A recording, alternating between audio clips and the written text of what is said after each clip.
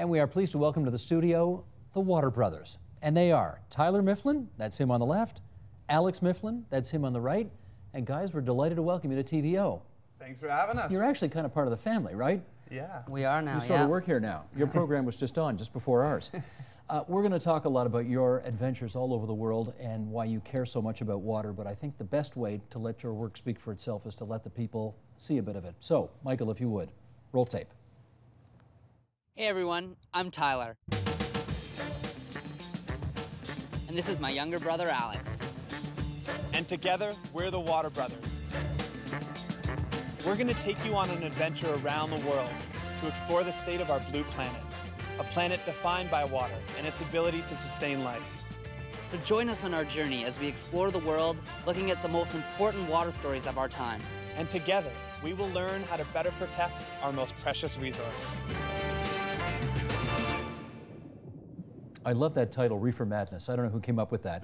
It's not about marijuana, right? It's about the reef. No, it's for you to decide yourself. Right? No, Alex, it's about the reef under the water. Yeah. The first episodes were just on before we started. Tomorrow night, Wednesday night, 7 p.m., parts 3 and 4 and 5 and 6. Let's get this straight, first of all, off the top. You're older. I am the older one. You guys are from where? We're from Toronto. We grew up in the beach. Now, did you go to college or university?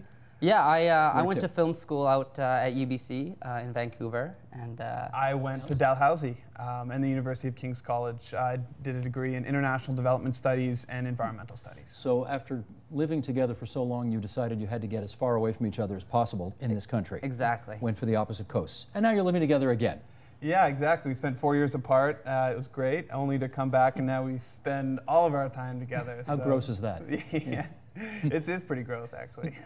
Let's talk about this project, because this is absolutely spectacular, guys. I was so impressed by what I saw. Thank you very much. Tyler, how did it come about? Well, it started, as you said, after we graduated from university. We both came back to Toronto and started working for our family business, which is called SK Films, and we predominantly do IMAX, natural history, and documentaries and that sort of thing that you'd see at sort of science centers. And basically, we had this project we were trying to develop on sustainability. And it was going to be a 5-part series, and the first one we wanted to look at was all on water. So they sent Alex and I out on a location scouting trip to sort of find really neat stories and beautiful places to film.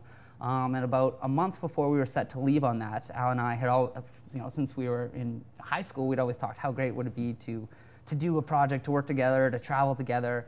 So about a month before we were supposed to leave for this location scouting trip, we sort of said, hey, like, we're going to these amazing places, we're finding these great stories, We have a camera. Yeah, let's turn on ourselves. Well, you do more than that, because if I got this right, you wrote the shows? Yeah. Directed, produced, shot, star in. Am I forgetting anything? I think that's the pretty list much goes it. on, but you got the nuts and bolts there. Yeah, we do have a great team behind us at SK Films. I worked with another writer on the episodes, but everything was evolving in terms of the planning of episodes, and yeah, mostly it has just been Tyler and I, especially on the road, filming everything, which has has its ups and downs, I guess, working with. Well, let me pick up on that. Do you work well together? We do, actually. It's surprisingly, we work very well together. What happens when you disagree? Oh, there's maybe a little bit It's the of... same thing as always. It's like, you get in a big fight with your brother, and then I think that's what sort of saved us throughout of this. Like, we've had our disagreements on things for sure. But the next day is a new day, and we've had a million of those fights, so it's water under the bridge. See, I'm the older of 2 brothers, and when there's a disagreement, I pull rank. I say I'm older. Isn't it? You don't do that? Well, I used to, and I think that's maybe why he got taller than me. My older brother and I. When I was 13. Yeah, when he got bigger, we couldn't push him around so much anymore. So I have to solve the problems with words. You've been all over the world. Tell us some of the places you've been. We've been everywhere. We went through Cambodia, Thailand, Laos, and Vietnam for our episode on the Mekong River called Valley of the Damned. For our episode Reefer Madness, we were in Honduras, Belize, and Mexico. That's the longest reef in the world, eh? Second longest Second barrier longest? reef in the world. Yeah, a lot of people don't know that. It's an incredible reef ecosystem. We were in Greenland, Iceland, and Labrador for our Arctic adventure called the Big Thaw. We drove all the way to California in our hybrid car, of course, looking at invasive species in the Great Lakes, specifically the Asian carp or Asian carps that are heading north. They're a really big problem right on our doorstep. So, and then all the way up to California, and then right here in Toronto, looking at bottled water. Yeah. Is it possible to say that was my favorite location? It's really hard to, but for me, I think one of my favorites was our one when we were filming our episode, Carpageddon, and we got the chance to get involved with this fishing tournament called the Redneck Fishing Tournament, and it's basically a redneck pride festival, and I don't say that with any prejudice. They're some of the nicest and friendliest people I've ever met, but it's just amazing with the carp. The silver carp jump out of the water from the noise of motorboats. And basically, you can only catch fish with a net. No, it's not like a rod or reel sort of thing. And you just get in these sort of pontoon boats, and you're just all going together, and you're just trying to catch them, and they're jumping out. And Al got hit him in the face a couple times. It was it's unreal spectacle. It was a lot of fun. Is that freaky, being hit in the face by a fish? Yeah, I mean, it's freaky for a lot of reasons. One, just because you don't see that anywhere else, and then for another reason, it's scary because that could be what it's going to happen in the Great Lakes if they get in there. They're a danger just to the ecosystem because Asian carp refers to a group of invasive species that take out the bottom of the food chain. They eat up to half their weight in plankton every day, and it's scary because they can actually hurt people, and it's doing the redneck tournament, the fishing tournament was fun, but it's scary to think that sort of thing could be coming our way if we don't do something about it. Well, you've touched on something here that I want to get to, and that is the approach that you guys took to making these documentaries. You are tackling very serious subjects. You are doing it with a lot of humor. Why that approach? Well, I think it's important to have fun and sort of instill some humor into these episodes because, like you said, these are daunting and sort of can be sometimes depressing issues. And our goal with the show is to really get everyone involved, but particularly youth involved and engaged and aware about some of these issues. And if we can't have fun while doing it, then people are just going to turn away and not pay attention. Are you worried though? You do want people to take the issue seriously. Oh, absolutely. Are you exactly. I concerned mean, it's just about getting people to watch and learn, but also not tune out, to keep the energy up throughout the episode. Because if you're too pedagogical, people will just turn out? Is that the idea? Yeah, I mean, I think that's, it's not a lecture. We're not lecturing you. We're not trying to lecture people. I mean, the show's going to appeal to everyone, but I think that aspect of it is really what's going to bring in the younger demographic, and that's really important for us because we truly believe that a lot of these challenges that we face, if we don't get younger people at least educated about these issues today, then if we want action on them immediately, like on issues like climate change, then we need to get people started young. So I think that's a big part of it. And these are problems that we're inheriting, that our generation are going to have to see. Yep, I keep telling my kids that all the time. We screwed up the world and you got to fix it. Pretty much, yeah. Thanks, Steve. That's our gift to you. Yeah, thank you very much. I do want to ask about this though. It is a very big and beautiful world. And there are a million different stories you guys could have told. Why water? Alex, start with that. Well, water was, it's at the heart of every big environmental challenge we face in the world today. Whether it's fresh water or our oceans, water is connected to, we need it to survive, just for drinking. We need it to produce our food. Water is used for everything we do each day. And so if we can't care for the most important resource in the world properly, then what can we really care for, if we can't take care of water? No, I hear you, but you presumably could have said, we want to do something on the skies, or we want to do something on space, or we want to do, I mean, there's any number of different stories, even if you just want to focus on the environment. Why water? Well, it's tasty. You can drink it. No, but it's because it's connected to everything. Yeah, exactly. Water is connected to all these different issues. Like invasive species, we're talking about the loss of biodiversity, climate change, fisheries. we touch on all these issues throughout our show and in each episode, and I think after watching the episodes, the connections become much clearer. Things that you may not have thought about why we need to take care of our oceans and our freshwater resources much better than we do. Also, there's no end of water stories, so we got some longevity with our show there. We can do a few more seasons. There's a second season, third season, fourth season. Yeah, absolutely. Well, you know, it's interesting. When the price of gas goes up 2 cents a liter, people really get upset about that. But for some reason, they don't mind paying, you know, $2 for, I don't know, 100 liters of water, 100 milliliters of water. It's a very odd thing.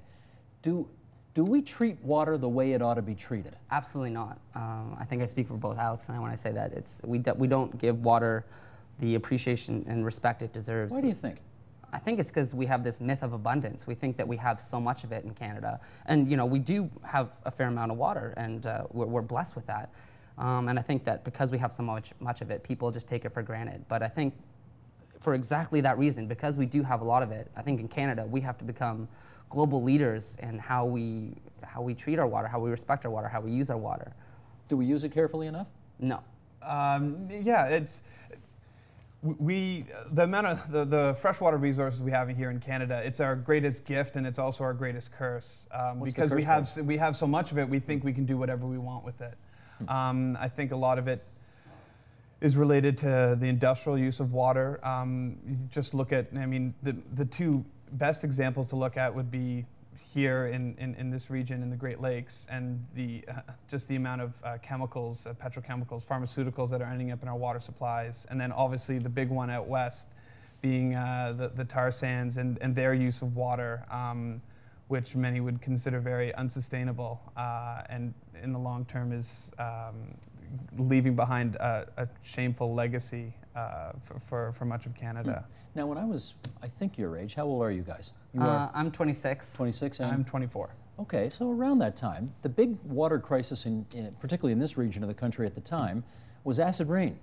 And our lakes were all dying because of the pollution associated with acid rain.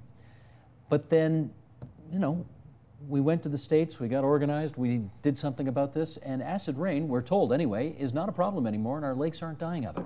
Does that suggest to you, Tyler, first, that we can make some progress on this? Oh, absolutely, and that we can all make progress. I think you know, we're at an amazing time in human history where we can all initiate change in our daily lives on a local level to solve global problems. You know, it's not we just need the willpower and the political power, the political willpower to get the ball rolling on tackling some of these issues. Yeah, I think what actually works in our favor is the whole world of social media we live in. It's very easy to share information now and for people to learn about these important issues.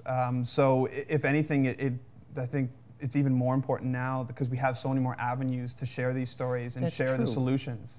But I suspect more frustration as well. There is often the sense today that the problems that face us are so overwhelming, one person alone can't make a difference.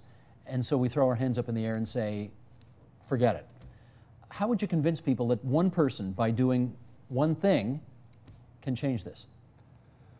Well, I think I agree with you in a way. It isn't just one person, but that one person is part of a greater network of people. And I think that we try and show that in our episodes that it takes much more than one person, but without just that one person, then we can't solve any problems without the group effort. I get you. So one person tells another person, it becomes I get you're trying to create a bit of a movement here.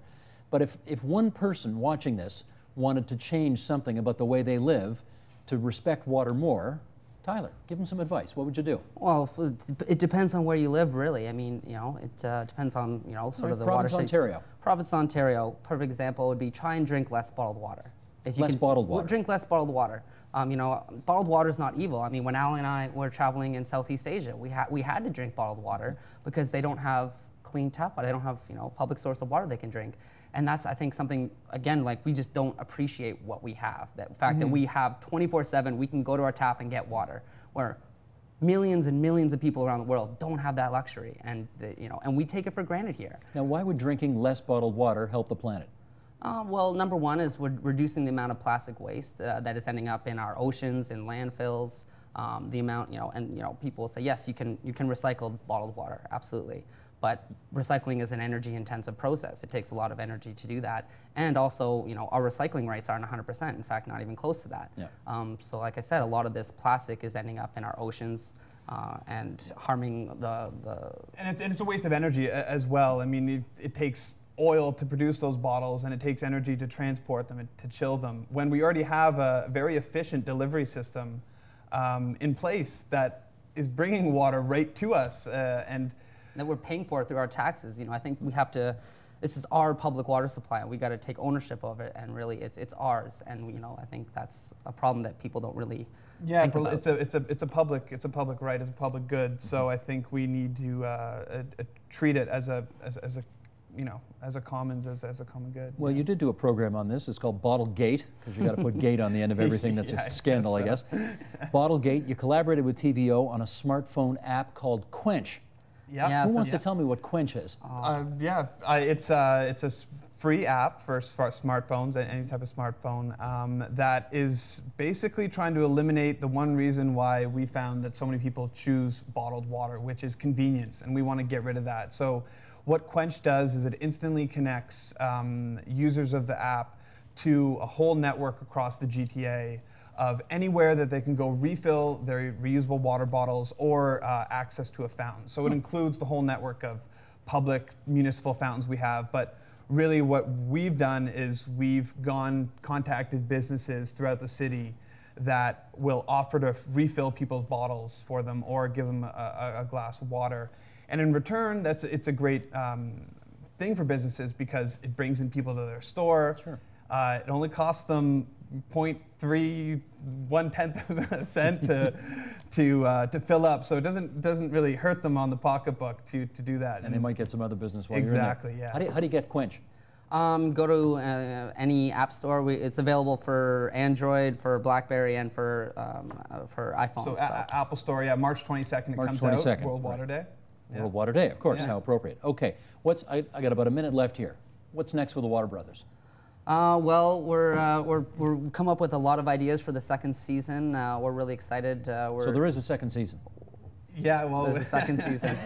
Sorry, is there a second season? yes, we're everything is almost 99%. 99% See, I there. can tell not every I was dotted and T crossed on this. Yeah, yeah, I think okay. it's going to take one more signature, I think. Okay. But yeah, no, regardless, we're ready to go for season 2. We've got a great list of episodes lined up. We have a bunch of ideas out there, but one for sure we want to do is on the Ganges River. Where's that? In India. And we're looking to line up our visit there to the Kumbh Mela Festival, which is the largest gathering of people on Earth. It happens every 12 years, and a year from now, it's going to be happening in Allahabad, India. And so that's just going to take us on a journey down the Mekong, just like our journey down the Ganges, just like our journey down the Mekong. Back in my day, called it the Ganges. Ganges, You guys yeah. are smarter. You know better. Let's remind everybody. Series started this evening, just before we got on the air on the agenda. Tuesday night, Wednesday night, 7 p.m. The remaining 4 episodes. You guys do good work. Thanks a lot for bringing it to TVO, and we look forward to watching the rest of the episodes. Thanks a lot, Steve. Well, thank you very much. Tyler and Alex, the Water Brothers. Thanks, guys. Support Ontario's public television. Donate at tvo.org.